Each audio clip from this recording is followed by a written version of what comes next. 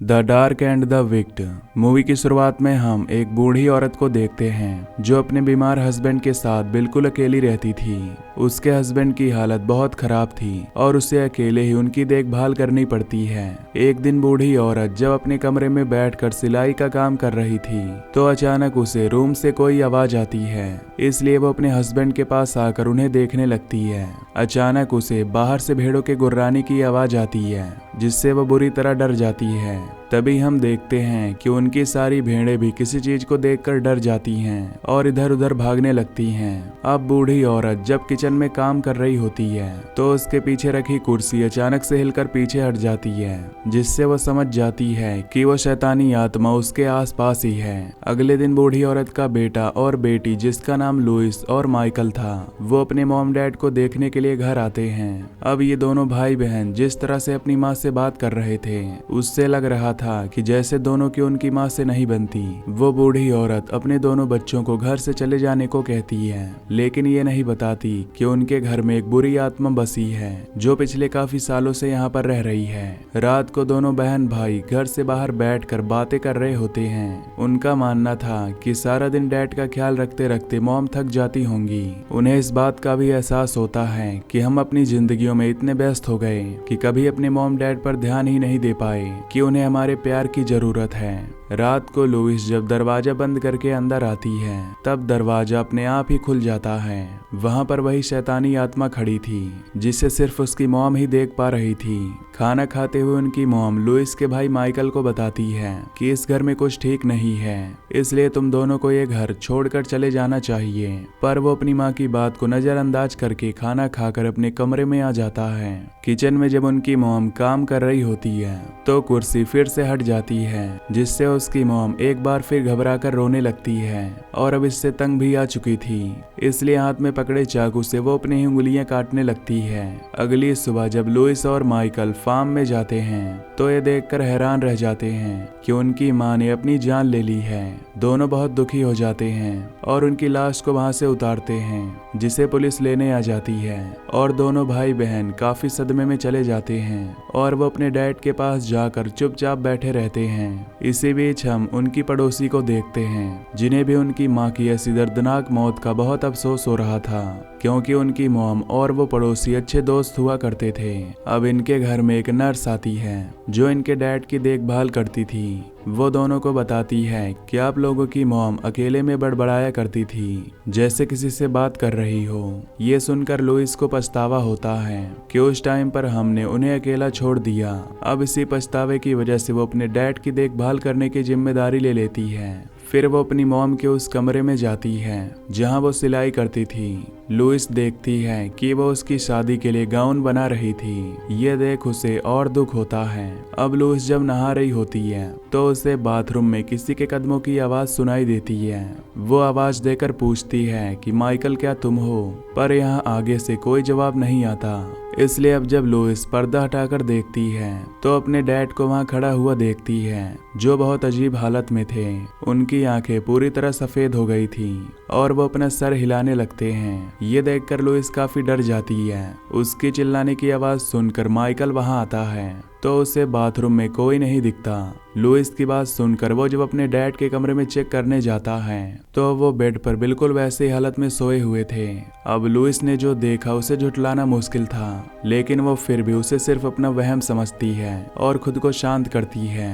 अब माइकल घर का जरूरी सामान लेने बाहर जाने वाला था। जाने से पहले वो अपने डैड को देखने जाता है। उनके बेड के नीचे से माइकल को अपनी मॉम की डायरी मिलती है, जिस बारे में वो लुइस को भी बताता है और दोनों वो डायरी पढ़ने लगते हैं, जिसमें उनकी मॉम ने घर में बसी उस आत्मा के बारे में लिखा था कि वो धीरे धीरे उसके हस्बैंड को मार रही है और उसे मदद की जरूरत है। ये सुनकर लुइस रोने लगती है। अब डायरी में जो जो चीजें लिखी हुई थी उन चीजों को दोनों बहन भाई घर में होने वाले हादसों के साथ मिलाते हैं और दोनों को किसी भी तरह समझ नहीं आता कि आखिर उनकी मॉम ने अचानक से खुद की जान क्यों ली। इसकी वजह ढूंढने के लिए वो फिर से डायरी को पढ़ने लगती है। जहां उनकी मॉम ने लिखा था कि मुझे उस आत्मा की आवाज सुनाई देती है। वो न सिर्फ उसके हस्बैंड को बल्कि उसे भी मारना चाहती है। फिर ये लोग उस डॉक्टर के पास जाते हैं जो इनकी मॉम की लाश को मेडिकली चेक कर रहा था। वो इन्हें क्रॉस देते हुए कहता है कि मुझे आपकी मॉम की जेब से मिला है,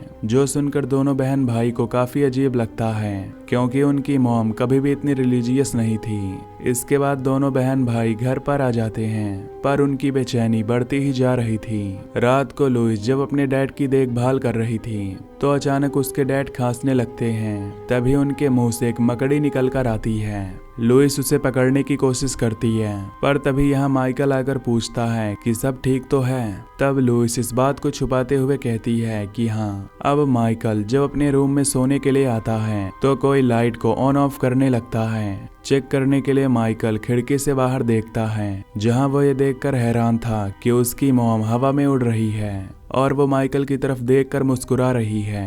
तभी माइकल के कमरे की लाइट बंद हो जाती है और उसे रूम के अंदर से अपनी मॉम की आवाज आने लगती है। उसे कमरे में उनका एहसास होता है जो उसी हालत में थी, और जब माइकल हल्की सी लाइट जलाकर देखता है तो वहां पर कोई भी नहीं था। अगले दिन लुइस जब बाथरूम में जाती है तो शीशे में खुद को देखकर काफी चौंक जाती है क्योंकि किसी ने उसके चेहरे पर लिपस्टिक से निशान बना दिए थे। वो घबराते हुए अपना मुंह साफ करने लगती है। फिर जब वो अपने डैड को चेक करने आती है तो उसे उनके पास से लिपस्टिक मिलती है, जो देख वो काफी डिस्टर्ब होती है। उसे कुछ भी समझ नहीं आ रहा था कि क्या हो रहा है। इसी बीच घर के फोन पर किसी की कॉल आती है। कॉल उठाने पर लुइस एक रिकॉर्डिंग को सुनती है जिसमें बताया जा रहा था कि घर के टेलीफोन्स लाइंस काट दी जाएंगी। और तभी एक और कॉल आती है। इस बार उसे उसकी मॉम की आवाज आती है जो उन्हें इस घर को छोड़कर चले जाने को कहती हैं। माइकल जब वापस आता है तो वो घर के बाहर चर्च के फादर को देखता है जो लुइस और माइकल के बारे में पहले से ही जानते थे। वो उन दोनों को बताते हैं कि तुम्हारी मॉम अक्सर मुझसे मिलने आया करती थी, जिस वजह से ही मैं तुम लोगों को जानता हूँ। वो उन्हें अपना नंबर देते हुए कहता है कि अगर किसी मदद की जरूरत हो तो मुझसे संपर्क कर लेना। पर यह सुनकर दोनों को लगता है कि शायद उस शैतानी आत्मा से जुड़ी हुई बातें उसी ने ही उनके मॉम के दिमाग में डाली हों। इसलिए माइकल उन्हें घर से जाने को कहता है। उनके जाने के बाद माइकल अपनी वाइफ और बच्चों को कॉल करके कहता है कि मैं तुम्हें बहुत याद कर रहा हूँ और तुम्हारे पास आना चाहता हूँ। अब लुइस जब फार्म में जाकर अपनी मॉम की डायरी पढ़ती है तो उसे कांच टूटने की आवाज आती है। लुइस को लगता है कि शायद माइकल ने कुछ तोड़ दिया है।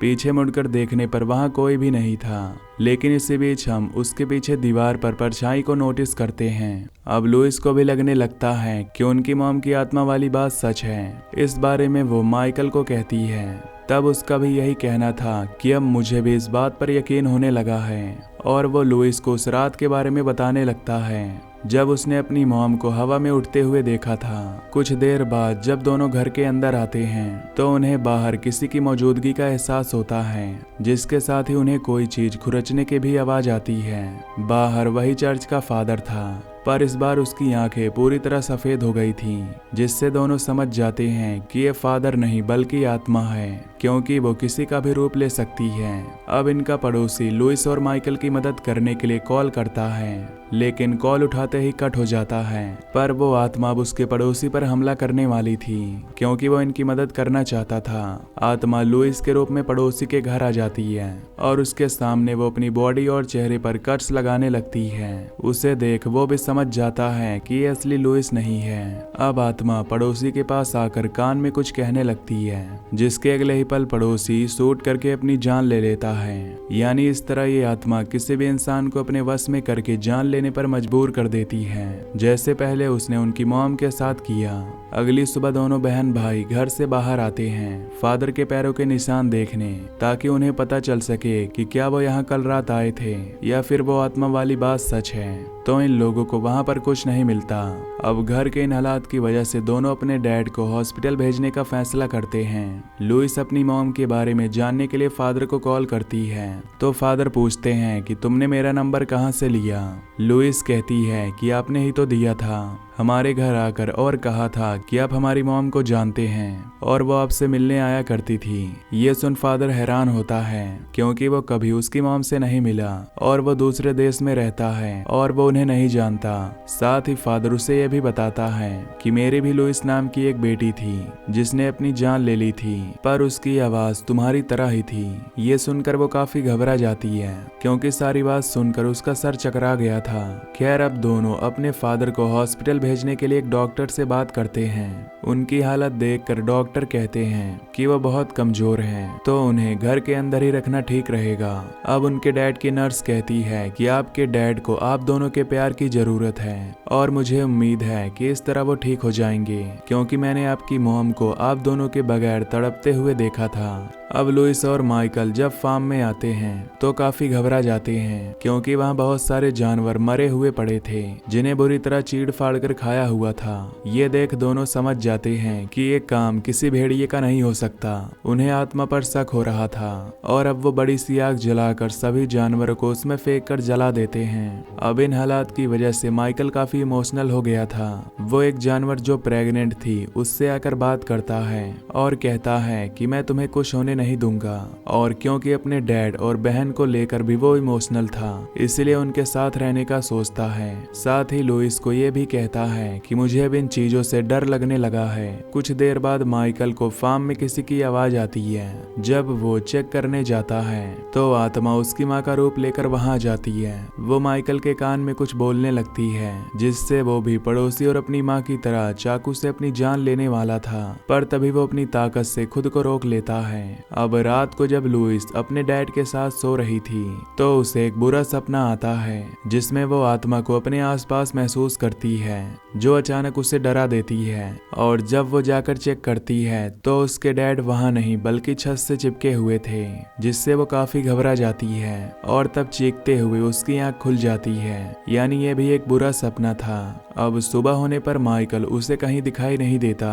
वो उसे हर जगह ढूंढने लगती है। असल में वो अपनी जान बचाने के लिए अपने डैड और बहन को छोड़कर भाग गया था और इस बारे में जानकर लुइस को काफी बुरा लगता है। तभी लुइस से मिलने पड़ोसी की पोती आती है। वो लुइस को उसके मौत के बारे में बताती है और काफी बुरी बातें बोलने लगती है। ये सुनकर लुइस समझ जाती है कि ये असली पड़ोसी की पोती नहीं है बल्कि इस बार भी आत्मा रूप बदलकर उसके पास आई है। उसे नजरअंदाज करके लुइस माइकल को फोन करती है, जिस बीच यहाँ उसके डैड की नर्स भी आ जाती है। दोनों बहन भाई की बहस चल ही रही थी कि तभी नर्स एक नोकदार चीज अपने गाल में घुसाने लगती है। ये देख लुइस घबराकर उसे रोकने जाती है लेकिन नर्स उसे बेहोश कर देती है और अब वो अपनी नाक और बॉडी के अलग अलग हिस्सों में औजार घुसाकर बेरहमी से अपनी जान ले लेती है। उधर माइकल जब अपनी वाइफ और बच्चों के पास आता है तो ये देख वो पूरी तरह टूट जाता है कि उसकी फैमिली के सभी लोग मारे गए हैं। तो अब दुखी होते हुए माइकल गर्दन काटकर अपनी जान भी ले लेता है, लेकिन मरते हुए वो देखता है कि उसकी फैमिली तो जिंदा है और ये सब उस आत्मा की साजिश थी कि माइकल की भी जान चली जाए। लुइस जब अपने डैड के पास थी तो उसके डैड को खांसी आने लगती है। इसी बीच उसे घर से माइकल की आवाज आती है। साथ साथ उसके डैड की भी तबीयत खराब हो रही थी। लुइस घबराकर अपने डैड को बचाने की कोशिश करती है पर उनकी वहीं मौत हो जाती है। इससे दुखी होकर लुइस जब रो रही होती है तो उसे घर में से अपनी मॉम की आवाज आती है। उन्हें देखने के लिए जब वो पीछे मुड़ती है तो वो आत्मा उसके डैड के अंदर से निकलकर लुइस को भी मार देती है। यानी ये पूरी फैमिली ही मौत के घाट उतर चुकी थी। दरअसल इसके पीछे की वजह ये थी कि उनकी मॉम ने अपने किसी काम को पूरा करने के लिए उन सब की आत्माएं शैतान को सौंपने का वादा किया था। इसलिए आत्मा उसके डैड के अंदर रहकर उनके घर में बस गई और फिर उसने इस पूरी फैमिली को मार दिया और यहीं पर ये मूवी खत्म हो जाती है। तो अगर आपको ये एक्सप्लेनेशन पसंद आई हो तो चैनल को सब्सक्राइब कर लीजिए। Till then take care, love you, bye bye.